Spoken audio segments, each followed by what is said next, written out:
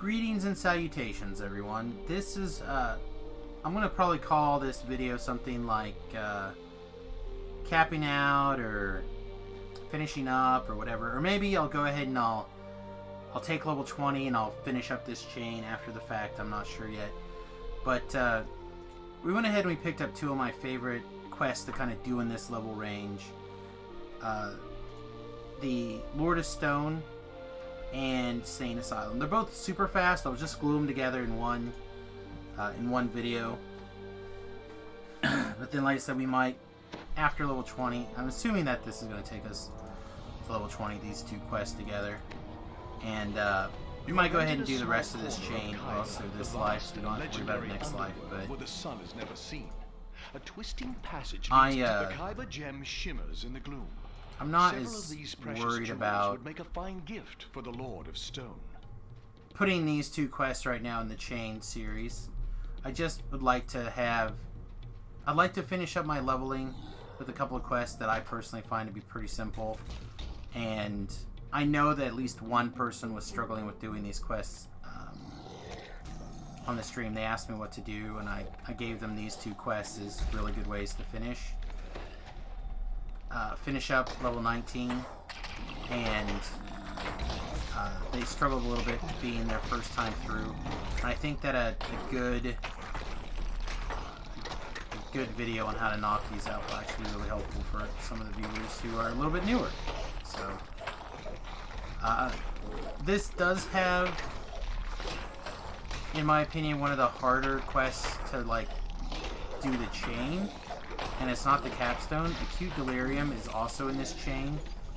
Not that the capstone quest is not also difficult, but it's not as bad as Acute Delirium. And that's quest mechanic type stuff that makes it hard, not the quest itself being difficult. So this quest used to be one of my favorite quests to invis and run through. Now, instead, I just kind of run until I red alert, basically. Not red alert, but I get a big enough alert that I care, I guess.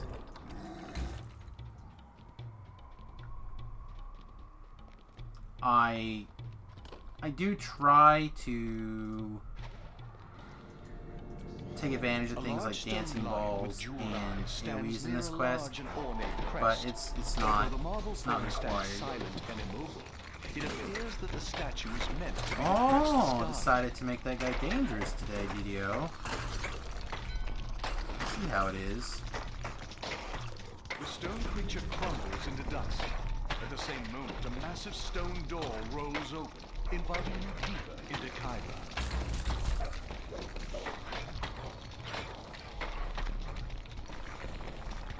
If it wasn't for this champion chest, we would have just left.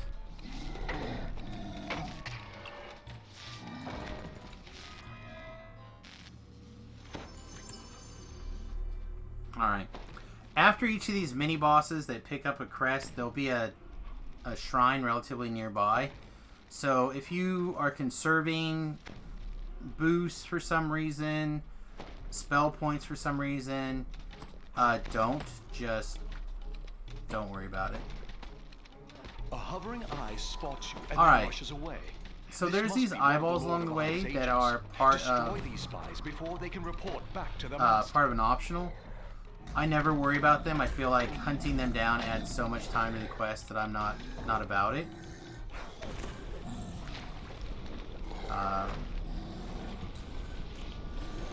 Hey, little brother, what's going on? Just recording some videos for my YouTube series, basically trying to cover all the quests in DDO from level 1 to 20 over a couple of lives here, so everyone can have a reference guide on how to get through all the quests. What are you up to?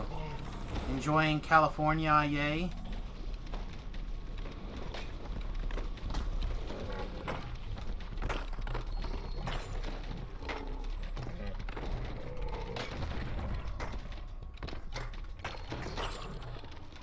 Ah. Welcome back. Nice. The other thing to kind of keep in mind is there's these little Kyber gems that are scattered all about the quest. Again, it's another one of those kind of collectible type quests that I don't worry about. You're talking about getting a couple hundred experience for extra couple minutes of work. It's just not a good rate of return in my opinion. So try not to stress out over some of these optionals. Also, fire hot, not that hot. So how do you like your new internet, little bro? Is it did you do one of the options that I recommended, or did you find a different way to go about it?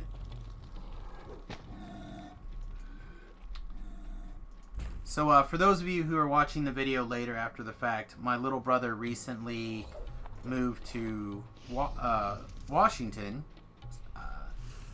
because he visited his fiance and decided he was in love with the city Seattle. And he picked up and moved his family to Seattle kind of on a, not really a whim per se, but certainly felt like it to me, who's been planning my bus move for like 5 years. He's like, oh, I'm moving to Seattle in the course of like a year, in my opinion, or maybe a year and a half. So, it's a little bit interesting. So he's doing the RV life, which is similar to the bus life that some of our research stuff is overlapped. So I have a real interest in what he's using for internet now. He says he's using unlimitedinternetprovider.com through Facebook. It's kind of interesting. I'll check that out after the stream here. We're in our last little push to level 20. Knocking out hopefully somewhere between 1 and 3 quests to finish it up.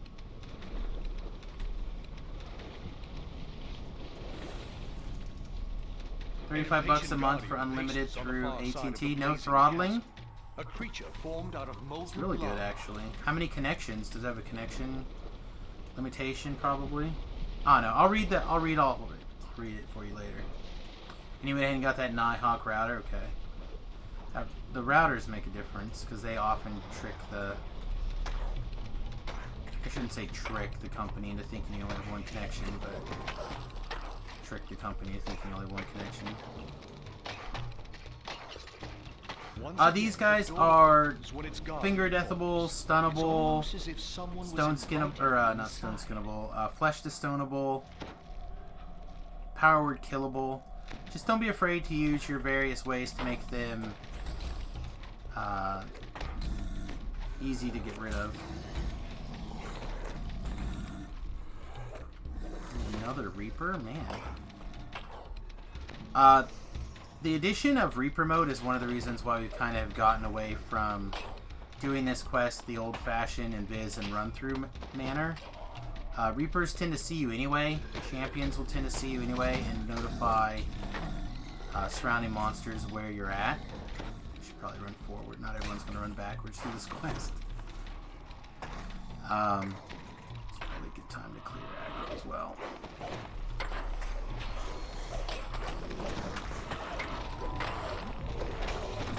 Back when you couldn't biz through everything and then just like stop and kill the bosses, this quest literally took 3 minutes maybe.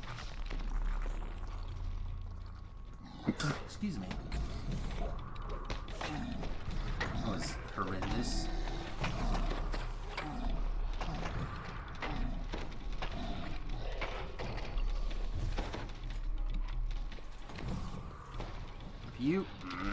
If you interrupt me while I'm opening this door, you did D-E-E-D dead. Turn our zombie healing aura back on. Max, high gear.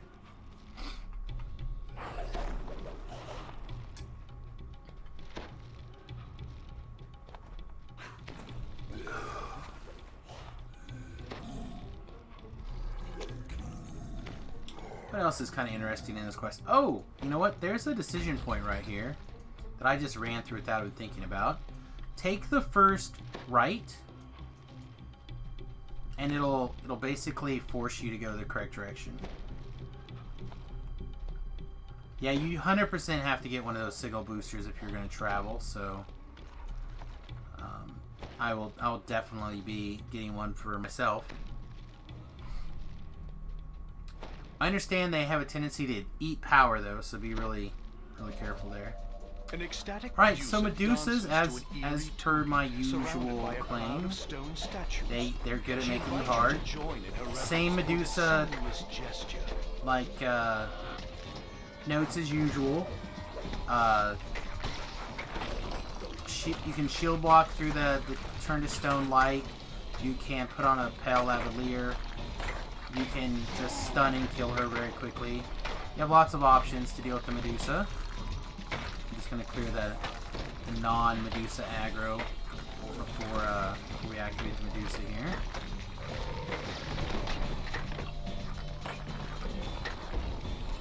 Oh, I'm going to have plenty of power generation, little bro.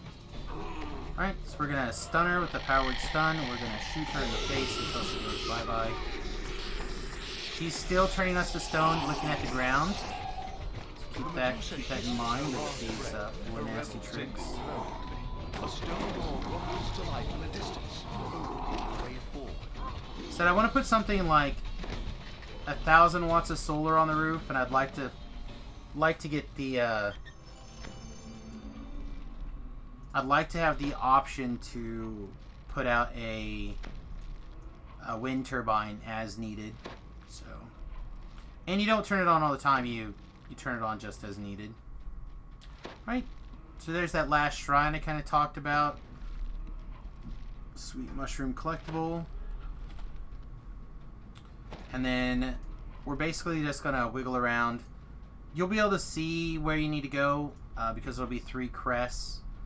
But there are, like, you know, there's 2 more eyes over there you might see if you decide you want to do those optionals. Again, this is not the kind of quest where you're going to step through the optionals as you do the quest, so you might as well do them anyway. They are far enough out of the way that I would not recommend them. Alright, the Lord of Stone. He wants to test us and see how much of a helper we are. Surprise, surprise, lines of gargoyles. I wonder what possibly could this test entail. The Dalkir raises his hand, and a squad of gargoyles instantly springs into battle.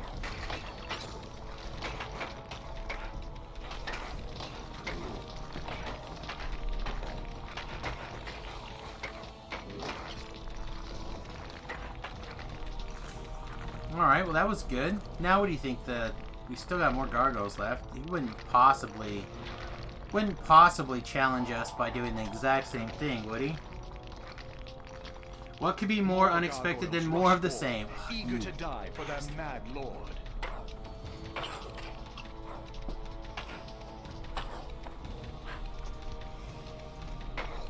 So the really nice thing about this quest is, in my opinion, there's not much of what you would consider an in-fight. It's really just waves of stuff that we already fought with. I mean, there is technically an in-fight, but it's just basically waves of stuff you've already dealt with to one scale or another. It's pretty straightforward of a quest. Here we go. Now he wants to dial things up for something a bit more exciting. Signals the arrival of a savage Medusa and her followers. Savage Medusa. Ooh, yeah. You guys know how much I love me a Medusa. Love me a Medusa a long time.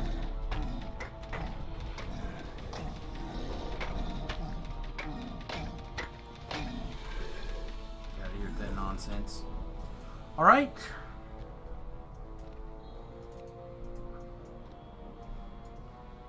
What is your final challenge, my friend? Oh yeah. Chance to go big. Stone, roaring defiantly. Again, just more of the stuff you've already dealt with. Just pick a spot that you don't mind standing. Go toe to toe with them. And he doesn't even have that many hit points. Alright. once Kujal is down, you can loot the chest. He will... Ooh. He'll take a second to actually, like, win. But you can leave. Not leave the quest, but you can, like, be ready for him to walk out the door. Your performance in battle pleases So the it took insane us... Valkyr, the Lord of Stone, I don't know, probably who 10 stand minutes, maybe? against the Lord of Eyes. I should have checked the time. Yeah, there's nothing here we care about. And then we'll go knock out the Sane Asylum. Sane Asylum's another quest that's just like that fast. And we'll knock it out, and then we'll take our level 20, and life will be really sweet. So Sane Asylum has a couple of really interesting tricks to it to really keep the quest very, very fast. And again, we would... If this quest wasn't so short, the way that I do it, which is the reason why we're doing it, I would consider not putting this in the same video. But we're not going to go through and do this all the optional method. We'll probably go back through and do the quests with well, I don't know, maybe we'll see. We might go back through and do this Sane Asylum like max experience. But right now I just want to show you more of how I do this particular quest, because again, I find this quest to be one of the quests that you do when you're ready to be done with your heroic lives, and you just need that little bit push of experience to finish things up. I mean, this whole quest, even standing here killing these guys, if it takes me more than 5 minutes to kill this quest, I'm gonna feel like I'm doing something wrong.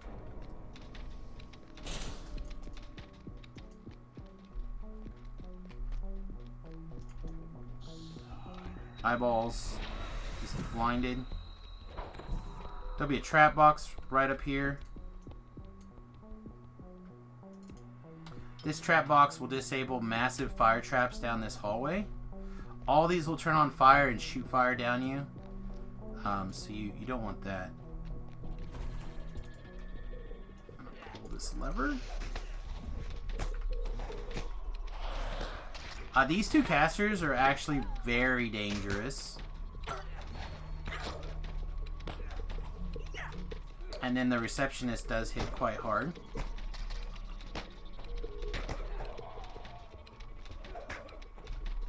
Alright, so from the doorway, we're going to complete this in the most time efficient manner.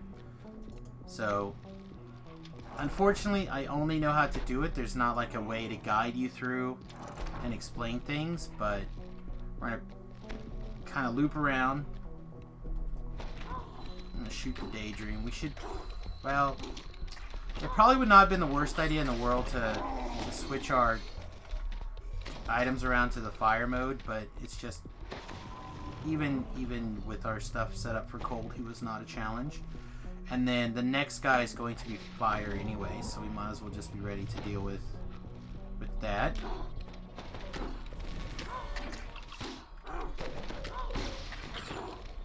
And then the final guy is going to be reality, and it doesn't have a fire or cold type, so it doesn't really matter what we use against it.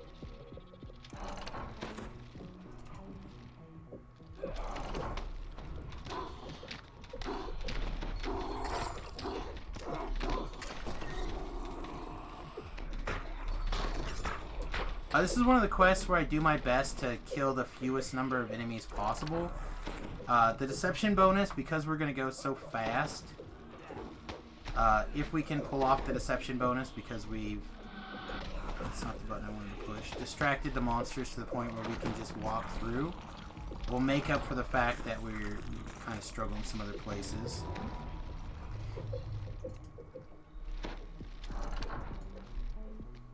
So again, I can't explain to you how we kind of moved around. You'll have to kind of watch the path and see how it goes. Maybe I could go through a little slower in the future sometime. But you hear a voice inside your head. Up here, we want to take a look at how this puzzle is facing. And then we can use that to determine how to solve the puzzle. Alright, we're probably going to go this way, which means we're going to want to turn this You can rotate every piece of this mechanism, including both sources and destinations. Okay, and that's going to run this way. Then we're going to turn it down towards the wall, around this corner, and then across. And then that'll take us to the top, which then means this needs to just be a staircase down. Circles need to be lit at the same Right? time. Which then just means we have to turn this, and we should be good to go. Okay, so we got a reasonable amount of experience. We want him to give us treasure and praise instead. So he'll hand us the goodies. And now we 100% do want to switch to fire mode.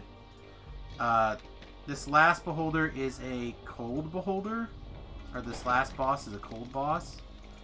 So we want to be prepared for taking various cold things, doing the maximum amount of extra fire damage, which means we can also kick this off. And then we're just going to zerg through here like a crazy person. We're just going to shoot this thing out of here like crazy. She will probably get at least one chance to do her burst, and we'll talk about that when it happens. Or we're just going to shoot it until it dies. Alright, well, never mind. See what I mean? Quick, easy peasy. She will do what they call casting something nasty. When that happens, run away and get block line of sight. What that'll do is it's a big burst damage. It will curse you so you don't heal. And it will like slow you down as well. It can be a real challenge to deal with, but if you can just shoot her in the face till she dies, then so be it. Took me 5 minutes. That does still feel like a little bit longer than it probably should have been, but whatever. We didn't do optionals, the right eye, the left eye. Again, 5 minutes for 27,000 experience and 500 Reaper experience. That is what this quest is all about. Just is. So you're welcome to take your time and explore all the way through. Like I said, we might go back through this quest later in a future date and do it not super fast. But for right now, we're just going to do the super fast method so we can get our last experience, take level 20, and fiddle around until we're ready to TR, and then we'll start going through and cleaning up the rest of the quests that we missed. Alright, if you enjoyed this series so far, please hit the like, subscribe, follow buttons. I really appreciate it.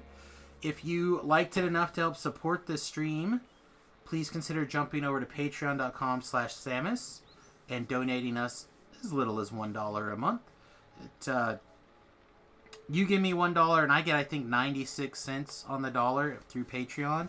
So, and you can go all the way up to $3. It's a big deal. It's a big deal. It's less than a cup of coffee for you, but it's a lot of telling me I'm on the right path here for me. So, thank you very much. So, Jack, don't go anywhere. We'll continue the live stream, but we're wrapping up this video where we knocked out like the last, what would be rank of to level 20, the last rank of 19. We did the Lord of Stone and Sane Asylum, two of my favorite quests to like push to 20, to rush to 20. So again, thanks for watching. We appreciate it. If you have any questions or comments, use the box below. And don't forget to hit the thumbs up on the video. Thanks for watching. We'll see you again next time. Toodles.